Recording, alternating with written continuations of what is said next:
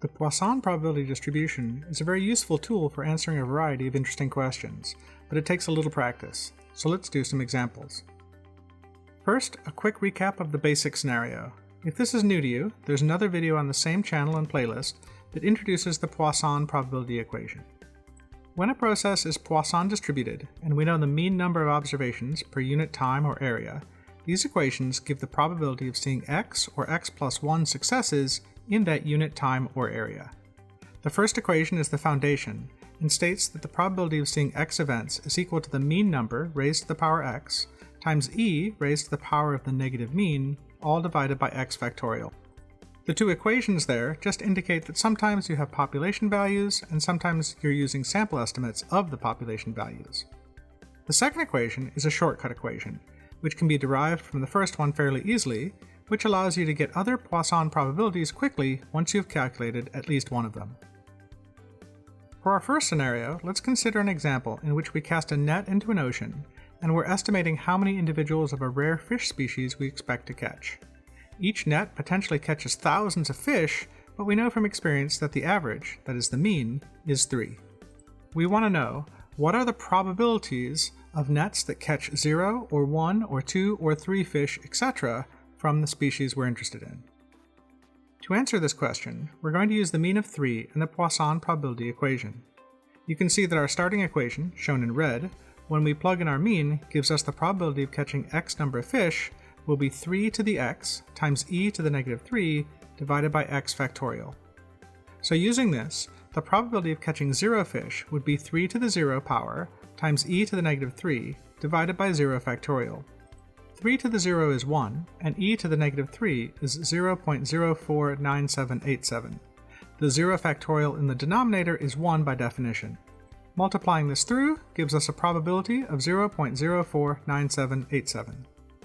The probability of catching 1 fish would be 3 to the first power times e to the negative 3 divided by 1 factorial. 3 to the first power is 3, e to the negative 3 is 0.049787, and the 1 factorial is 1. Multiplying this out gives us a probability of catching 1 fish of 0.149361. Continuing with our calculations, let's calculate the next two probabilities. The probability of catching 2 fish would be 3 squared times e to the negative 3 divided by 2 factorial. 3 squared is 9, and e to the negative 3 is 0.049787. The 2 factorial in the denominator is 2. Multiplying and dividing this through gives us a probability of catching 2 fish of 0.2240. The probability of catching 3 fish would be 3 cubed times e to the negative 3 divided by 3 factorial. 3 cubed is 27, e to the negative 3 is 0.049787, and 3 factorial is 6. Multiplying this out gives us a probability of catching 3 fish of 0.2240. That's a strange coincidence that these two probabilities would be exactly the same. Actually, it's not really a coincidence, it's occurring because our mean is a whole number. Let's look at the probabilities for 2 and 3 fish in a little detail. Both these probabilities were 0.2240. Let's look at our shortcut equation, shown in red. We can see that if we plug in an x of 2, so that we're using that equation to calculate the Poisson probability for 3 from the probability of 2, we end up with a 3 in the numerator and denominator of our fraction, so they cancel, and we expect the probability of 3 observations to be the same as the probability of 2 observations. If we continue to calculate Poisson probabilities, these are the values we would get up through 7 observations, and this is the probability distribution up through 12 observations.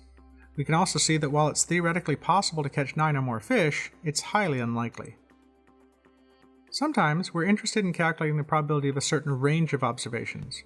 For example, we might want to know what is the probability of a net having more than 3 fish.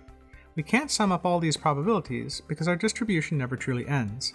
However, we know that the total of all the probabilities must be 1, and we could add up the probabilities for 0, 1, 2, and 3, and subtract those from 1 to get our answer.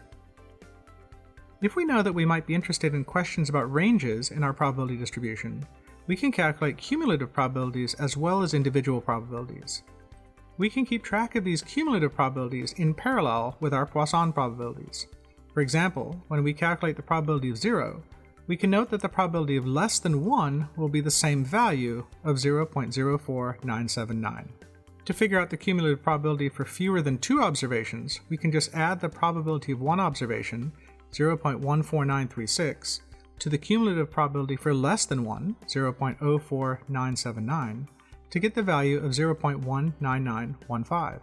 To figure out the cumulative probability for fewer than 3 observations, we can just add the probability of 2 observations, 0.22404, to the cumulative probability for less than 2, 0.19915, to get the value of 0.42319. To figure out the cumulative probability for fewer than 4 observations, we can just add the probability of 3 observations, 0.22404, to the cumulative probability for less than 3, 0.42319, to get the value of 0.64723. Using the exact same procedure, we could calculate all the cumulative probabilities. Once we have cumulative probabilities, answering a question like, what is the probability of a net with more than 3, is fairly easy. The probability of more than 3 fish will be 1 minus the probability of less than 4 fish, which is directly in our list of cumulative probabilities. For our second example, instead of thinking about taking individuals out of a population, let's think about different sized populations and how many individuals that fit a certain criterion they will have. Let's consider small towns in the US and their medical needs. One type of specialty medical care involves professionals who can work with individuals with prosthetic limbs due to major amputations. So a practical question, when we're thinking about medical care in small towns, would be how many amputees would we expect in a town of 5,000? In theory, each town could have hundreds of amputees, but the probable number will be much lower. The estimated frequency of major amputees in the US is 1 out of every 445 people, and that comes from a paper published in 2008. The citation for that paper is in the video description. This frequency equates to 11.25 individuals per 5,000. This would be our mean number of amputees we would expect if we looked at a bunch of towns of 5,000 people. When the mean is 11.25 and we want to calculate the probabilities of towns with 5, 10, 15, 20, etc. amputees, our Poisson equation becomes probability of x equals 11.25 raised to the power x times e to the negative 11.25 divided by x factorial. The probability of a town having 5 amputees would therefore be 11.25 to the 5th times e to the negative 11.25 divided by 5 factorial. This would be 180,203.247 times 1.3007297 times 10 to the minus 5 divided by 120, which is a probability of 0.0195. The probability of a town having 10 amputees would therefore be 11.25 to the 10th power times e to the negative 11.25 divided by 10 factorial. This would be 32,473,210,255 times 1.3007297 times 10 to the minus 5 divided by 3,628,800, which is a probability of 0.1164. The probability of a town having 15 amputees would therefore be 11.25 to the 15th power times e to the negative 11.25 divided by 15 factorial. This would now generate numbers in the numerator and denominator that are extremely large, too large for simple calculators to handle in fact. To calculate the probability of 15 amputees using a Poisson equation is starting to get difficult. However, if we use a version of the shortcut equation, it's more manageable. We can start with the probability for 10 amputees, multiply it by the mean to the 5th power, and then divide by the additional terms 11, 12, 13, 14, and 15. Whichever method we end up using, we get a probability of 0.0582. If we calculate all the Poisson probabilities, we'll get the distribution shown. In reality, for this question, it's probably less useful to know probabilities of exact numbers, and more useful to know about the probability of the number of amputees being above a certain amount. That's the sort of calculation that might lead a medical facility to make sure they have a specialist available for the specific needs of those individuals. So what is the probability of a town with more than 15 amputees? Again, we can't sum all of the probabilities for 16, 17, 18, etc. because the distribution never truly ends. However, if we have the probabilities for 0 through 15, we can subtract their sum from 1. Or, if we keep track of the cumulative probabilities, this question would be straightforward. We could look at our tabled column of cumulative probabilities for the one that corresponds to less than 16, and subtract that from 1. That gives us 1 minus 0.893451 equals 0.106549 for our probability. This probability of approximately 10% indicates that for any particular town of 5,000 people, there's a roughly 10% chance that it will have more than 15 amputees. Another way of thinking about it is that even though the mean number of amputees is 11.25, we expect about 10% of the towns to have more than 15 amputees. If we see a town with more than 15 amputees, that doesn't automatically mean the town is unsafe or its inhabitants are extra prone to accidents. They may just be one of those 10%. To calculate Poisson probabilities, we need a good estimate of the mean number of observations, but sometimes the data we get is not perfect. What if we had a table of event observation data from a scenario that is due to a random process as shown to the right? How could we figure out the mean? We can't just calculate the mean from the data, because the 5 plus events category could be situations with 5, 6, 7, 8 or more observations, and we don't know which. One possible approach is to use our shortcut equation to figure out the mean. If we have two consecutive probabilities, we could rearrange that equation to solve for the mean as shown. Of course, we need to keep in mind there is sampling error and rounding error, so the best practice would be to calculate this for all the steps and favor the ones with the largest number of observations. If we use the rearranged shortcut equation to solve for the mean, we get slightly different values depending on which pair of consecutive Poisson probabilities we use. Note that numbers of observations are not probabilities, but their relative occurrences should occur in the same ratio as their probabilities, which is what is in the equation. When we compare the number of times we observe 0 events and 1 event with our equation, we get an estimate for the mean number of events of 1.8666. When we compare the number of times we observe 1 event and 2 events with our equation, we get an estimate for the mean number of events of 1.9286. Our estimates seem to cluster around a value of about 1.9, which would be a good guess for our scenario. For our last example, let's think about trying to determine whether a pattern is random when we have a set of observations. The question is, what if we had a table of event observation data from a scenario that someone claims is due to a random process? Does the data support that claim? We can use two approaches to answer this question.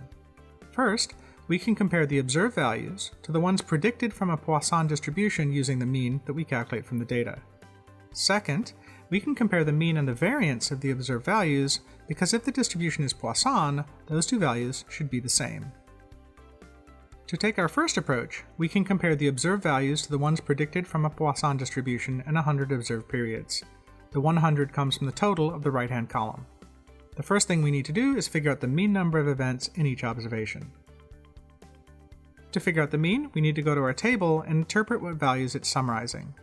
There would be 20 zeros, 40 ones, 21 twos, 14 threes, 4 fours, and 1 5 in our set of 100 numbers. The mean of all these values is 1.45. Once we have the mean, we can calculate the Poisson probabilities as shown there and multiply them by 100 observations to calculate the predicted number of observations we would expect for each number of events. A quick look suggests that the predicted numbers are similar, but not exactly the same, as the observed numbers. We can compare the observed values to the ones predicted from a Poisson distribution in 100 observed periods with either a figure or a table. Using either of these methods, we can see that the number of times in which no events were observed is less than expected, but the number of times in which one event was seen was higher than expected. Likewise, we see 3 events more often than expected, but observe 2 events less often than expected. This kind of comparison is informative, but does require keeping track of a lot of different values. A second approach to answer the same question is a little more simple. We can compare the mean and variance of the observed values. Again, going to all those observed values, we calculate the mean of 1.45 and the variance is 1.300. For a Poisson process, the mean and variance should be equal. We test this equality by calculating the coefficient of dispersion, which is the ratio of the variance to the mean. In this case, the coefficient of dispersion is 1.3 divided by 1.45 equals 0.897. A coefficient of dispersion less than 1 suggests that the distribution is a kind that is referred to as over-dispersed or uniform, and would tend to match the images shown at the left. This channel and playlist have another video which goes into more detail about the concepts of the Poisson probability where these terms are described in more detail. If we look at the distribution of the observed and predicted values, we can see that it matches the description of a uniform distribution. The number of events seen in the observations are less variable and more consistently near the mean than we would expect from a truly random Poisson process.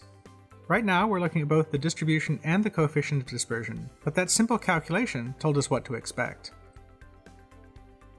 This fourth example is a fairly common use of the Poisson equation and distribution. Comparing observed values and predicted values to test claims of randomness is a core statistical technique. We assume a Poisson process and make these comparisons. If they match, then the distribution is probably Poisson, and the process responsible for our observation is random. If they don't match, then the distribution is not Poisson, and the process responsible for our observations is probably not random. But there will always be some mismatch due to sampling error and rounding. The question is, how much mismatch is too much? How much indicates non-random processes? To truly test this, we need a technique like the chi-squared analysis. To recap, we have two important equations for calculating Poisson probabilities.